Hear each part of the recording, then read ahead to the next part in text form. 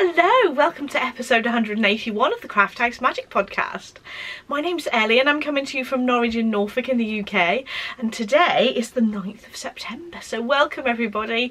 I hope you all had a lovely crafty week since the last time I've spoken to you, and I'm here to share all the things that I've been making in the last 7 days.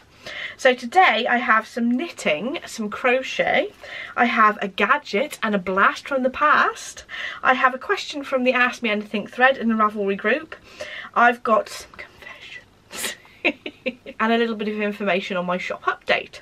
So if you want to skip along to any of those sections, there's a progress bar at the bottom of the video that you can skip along. We have a couple of Makalongs going on in the Ravelry group and on Instagram, one of which has come to an end, and I have some prize winners. So that is the Craft House Magic Summer Sock Along 2021, and I have 3 prize winners, so I'm just going to call out your names quickly, but I will email you today or message you by whatever means you entered. So I've got Anne, who's Tuckerdoory on Ravelry, for the first winner. I have got Tracy, who's PinkMagicKnits on Ravelry. And the third winner is Kelly, who is Kelly to Knit on Instagram. So those are the 3 winners for the Craft House Magic Summer Sock Along. I will be contacting you and getting your addresses so I can send some prizes out to you. And we've also got the Craft 20 a Day Make Along, which runs right till the end of the year, but I will be drawing prizes for that at the end of September and the end of December as well. And that's basically chipping away at those bigger projects a little bit each day. So let's get on to the knitting, shall we? So first of all, I have a finished pair of socks. Ta-da! So again, these are actually a sock tube that my mum knitted, and I've split them and made some heels and toes on there.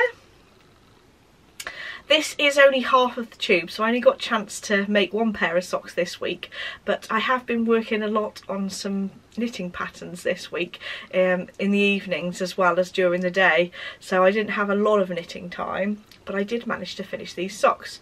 So I have a tutorial on how I split a sock tube into 2 pairs of socks, and it's basically, so this is the rest of the sock tube that I haven't split yet. So you have a big long sock tube and you split those into 4 socks, so 2 pairs of socks, and I will leave links to the tutorials that I did for those in the description bar down below. And I also did a little video to show you how I sew the ends to make sure that you don't have any holes left over just at the edges of the heel there, to make them nice and neat. This yarn is a West Yorkshire Spinners Christmas yarn, and I think this was maybe, I don't know, it's one of the years, in the last few years anyway, they do a different Christmas yarn each year, and this must be at least a couple of years ago. And I just used a green out of my stash. Adam chose the green because he wanted to have green toes and heels. And this particular pair has got the cuffs in the same yarn as the main colour because they're the edges of the sock tube. But with this pair, when I finish these, hopefully next week, they'll have a contrast cuff, heel and toe as well. But like I said, I'll leave links to all the tutorials that I've got to do with splitting a sock tube into 2 pairs of socks in the description bar down below. So that is my first finished object. And I have a second finished object, although Adam's mum knitted this one, and it's a blanket, and this is the Habitation throw by Helen from Curious Handmade, and I picked out some brighter colours because I thought it might be nice to use as a baby blanket, and that's what it looks like. So I got Liz to use some of my minis that I'd got in my stash, and the pattern does suggest that you use 24 10-gram minis, but I did give her 12 20-gram minis to put into this. But I think her ratios were slightly different this time she'd knitted it, and ended up only using 11 20-gram mini skeins with tiny little scraps in at the end.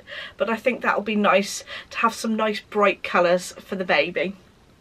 And it's quite a nice, bright, airy blanket that I can use. So now I have 2 of these that Liz has knitted, both of them, and I can put one in the wash when the other one's being used. So there we go. So this is a pattern by Helen Stewart from Curious Handmade, and it was designed to use Advent minis in, which is a brilliant idea. But I've got quite a lot of 20-gram minis in my stash, so I used those instead, or Liz knitted them up for me. And I picked, so the yarns that I've used, actually some of these, I think I can tell you what they are. Some of these are from I know the green and the grey is from a mini set that I had from Back to Blighty, because I thought that those sort of toned in nicely with these sort of dual tones of brighter colours. And I know this particular one, for instance, is a Ducky Darlings yarn, but I can't tell you what the rest is. I think one of the yellows is also from Back to Blighty, but a lot of them are just unlabelled in my stash. So now I'm on to the crochet section. So I have actually only got one blanket on the go, just like to say. Because I've just finished 2 blankets recently. One was crochet, which was the corner to corner crochet blanket, and the other one was my Cozy Memories blanket. My Cozy Memories blanket I've had on the needles for about 4 years, and the corner to corner one I'd had on the needles for 2 years because I was just using tiny little scraps up at the end. I did start this earlier this year, so I'm going to try and get this finished before I start a new blanket. This is the idea. I shall see whether I get tempted by another blanket, but this is the Battenberg blanket by Sandra Paul from the Cherry Heart podcast, and I love this pattern. It's just such a lovely, it's such a joy to make the little squares and then be joining them together. So this is the size of the blanket where I've joined the squares together. And I'm using little leftover scraps of yarn, and I'm taking between 1.5 and 2.5 grams per little square, so I know that I can get a full square out of some of my scraps if I weigh them, rather than getting to at the point where I run out. And I'm using an undyed fingering weight yarn for in between. So I've still got the undyed fingering weight yarn in my shop, even though I've taken a lot of the yarns down from my online shop because I'm pregnant and I'm just taking it easy now. But I have got undyed yarns and some mini sets as well, and I'm using the undyed yarn in my Battenberg, and I have started to make some other little squares to go on the next sort of row of the blanket. I think I need some more blues in that row as well. So I pop them on one of my stitch holders to keep them all together so that they don't just get chucked in my little knitting bag. And I'm using a Clover crochet hook that's size 3mm. I've got a few little minis that I've popped in my little Wool Barn little zip bag that I picked up from Fibre East a couple of years ago. I think that's a really cute little bag that I can just carry around and just have my little scraps of yarn to make the little squares. And then once I've got a big set, I'll join them on. And I really love this pattern because it makes a really nice pattern at the back of the work where you join them as well. And Sandra's got a really nice video tutorial on how to join the squares together, which is really helpful as well.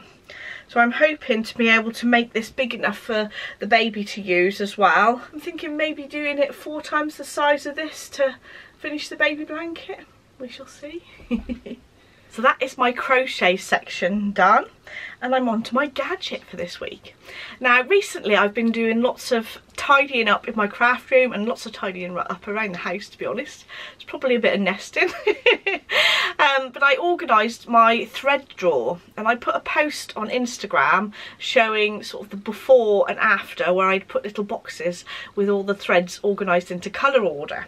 And I shared that I use these little nets to put over thread that haven't got a little area to catch the loose thread on in these little bags, because then they don't get all tangled up in the drawer, which is an absolute nightmare.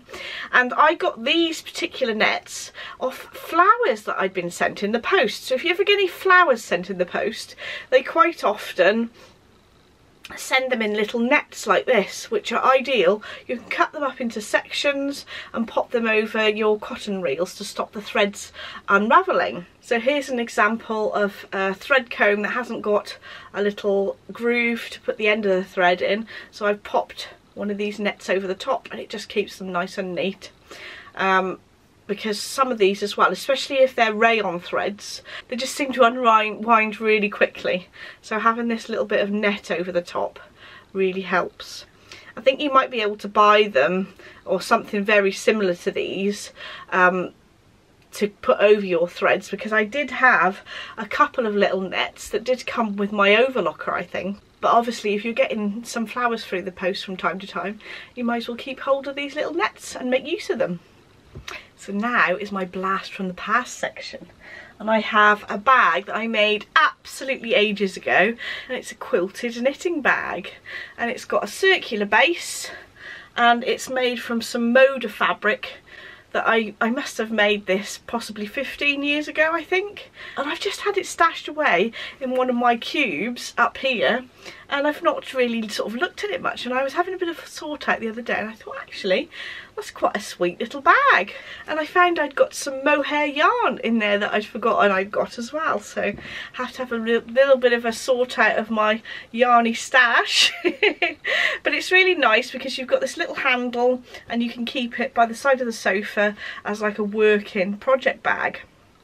And this pattern was from a quilting book that I bought, well, obviously must be 15 years ago, called Quilting in No Time, and it's by Emma Hardy, and I'll leave a link to it in the description bar down below. And this is the pattern that I followed, and that's for the knitting bag. And I think this is quite a good sort of starting quilting book. There is like baby quilts, there are some pillowcases, there's some bags, some seat covers. There's all sorts of nice simple little projects to get you into piecing and quilting. That's one of the bags. And when I made that particular bag, it was quite easy to put together to follow the instructions. There's quite a few different bags in there actually, with pieced panels. Yeah, so that's quite a nice little book, and they're sort of shorter projects, so they shouldn't take too long. Although there is a pair of pieced curtains, which looks quite interesting. If you've got quite a big window, that take quite a long time to make. But that is my blast from the past that I found in my stash. So the next section is the Ask Me Anything section, and I have a question from the Ravelry group. So if you have a question, pop it in the Ravelry group, or if you're not on Ravelry, you can pop me an email on crafthousemagik@gmail.com. And this question is from Laura, and she said that she's noticed some lovely matching outfits between me and the new baby outfits I've been making, but am I going to be making some father and son matching outfits? I'm sure I am. I have some plans to replicate a little cardigan that Adam's mum knitted for Adam when he was tiny, so that my little boy can wear one as well, so they can have a picture in the same place in Adam's mum and dad's garden. And I thought that would be nice, but I think that I need to make some matching jumpers as well. I don't very often knit Adam jumpers, so probably should do some more. So next is my confessions. Right, I haven't been too naughty. Well, I kind of have. I may have put an order into Rainbow Fabrics last week, but it hasn't arrived yet, so I don't feel too guilty. But I did purchase the sky dress pattern from Tilly and the Buttons. I'll pop a picture up here so you can see what it looks like. And I've also had it printed on large A0 sheets so that I don't have to piece together all the pieces. So you can either buy a sewing pattern that's already printed, but I like to buy the PDF version and then get it printed, because I can always get it printed again if I sort of damage the pieces or lose them for some reason. So I like to have an electronic copy as well. And I use a company called NetPrinter, which seem pretty good. They're not that expensive. You end up paying, I think it's about £1.50 for a big A0 sheet, but obviously you've got to pay a little bit of postage on top of that. I think if it's less than 5 sheets, it's about £3 postage, and about £5 if it's up to 15 sheets. So it depends on how many you order, really. It can mount up if you decide to print your whole PDF pattern stash. So I'll leave links to those resources in the description bar down below. But I am planning on making the sky dress as a dress that I can wear over leggings and a t-shirt, sort of in the autumn and winter time. It is designed to be a summer dress, but I thought that would be nice to have a t-shirt underneath, and that has got an Empire line top so that it'll go over my bump. that is the plan anyway. So I have actually already cut out the fabric pieces, and I just started sewing it, but I didn't get a chance to finish it over the weekend. So hopefully next weekend I can get that finished and sewn up and show you in next week's podcast. So I also have a lovely gift that I've been sent, and it's some lovely, lovely baby clothes that my friend Julianne had sent me. So there are two gorgeous little sets here. So this one here is the Showered in Rainbows cardigan, and this is by Stephanie Lotvan, and Julianne knitted the 3 to 6 month size, which is absolutely adorable. Isn't that lovely? So it's a little cardigan with 3 little buttons up the front, and it opens up, and then it's knitted in these really interesting panels, which I think is absolutely lovely, which works really well with this opal yarn, which has got a self-striping in it. And look at that, isn't it gorgeous? Very, very cute. And to go with this, there is these really interesting twisted socks. Aren't they cool? So apparently they haven't got a heel flap as such, so when the baby when their feet grows, it just gets shorter rather than not fitting them, which means they last a lot longer. But how cool do they look when they're all twisted up and ready to put on the cute little baby's feet? And the yarn that these are made of is an opal, and I have the label here to show you because Julianne kindly sent me the label as well, so I can share with you what the yarn actually is. I think it's colour 2101, and I will pop a link in the description bar to exactly what the yarn says on the label anyway. But it's 75% wool and 25% polyamide. So that's the first set. And then there's this gorgeous, gorgeous little blue jumper, which is a flax light. And that is knitted in the 0 to 6 month size, and this pattern is by PinkMagicKnits. And this is actually knitted with the opal yarn that's got Edelweiss extract and vitamin E, and there's gorgeous, gorgeous colours. And not only did Julianne knit a little jumper, but she also did some little baby socks to go with it. So our little baby will have all these matching little sets. How cute. She didn't say what sock pattern she'd followed, but there are lots of different little baby sock patterns on Ravelry that you can pick up. And this is the label for the blue yarn with the Edelweiss extract, and that is colour number 9923. Last but not least, there are these really cute little opal socks as well, and I think that these are the same twisted pattern as these ones, but they're on a sock blocker, so you can sort of see how they look like on. I just love how these twist though when they're not on the blockers. Aren't they beautiful? Some gorgeous little socks, and they are also knitted out of another opal yarn. So thank you so much, Julianne. They are absolutely gorgeous, and hopefully that'll give other people some really nice inspiration for baby knits as well, because they're really lovely patterns. So last of all, I've just got my little update on my shop. I just wanted to mention that I've now taken the yarn and the bags that I sort of make to order off the shop. There are still a number of other things that are on there. There's the undyed yarn, and also quite a few mini sets that I'd already dyed up previously, and like I normally sell, crochet hooks, knitting needles, and quite a few gadgets from Clover, Knit Pro and Hire as well. So the shop is still open. I am actually going to keep the shop open throughout my entire pregnancy and when the baby's born, because Adam can give me a hand with packing and posting orders. So that bit of the shop isn't going to shut, and obviously the mini sets, once they're gone, they won't be restocked until January, where I'll be putting some more yarns in the shop again. Somebody did ask me whether I'll still be podcasting over the pregnancy. I'm going to podcast as usual and up until the point that I can't, which will probably until the birth date, but obviously I'll be reducing the amount of things that I'm showing on the podcast that require me to sort of bend over and cut out patterns. So with next week's podcast, I'll be doing my sky dress hopefully, and then I have plans to make a coat, but I'm going to try and get those done because they're on my make 9 list, and then I'll be doing things that require more sitting down, I think.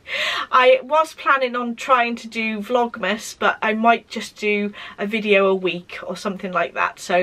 But I am planning on pre-recording some videos so that I can pop them up so I can relax a bit with my newborn baby. And the baby's due at the end of November, so hopefully I'll have a bit of time to do a bit of extra recording so that I can pop those videos up in December for you to watch. So I think that's all for today. Thank you so much for watching. Don't forget to like and subscribe if you'd like to see more, and I shall see you in the next episode. Bye!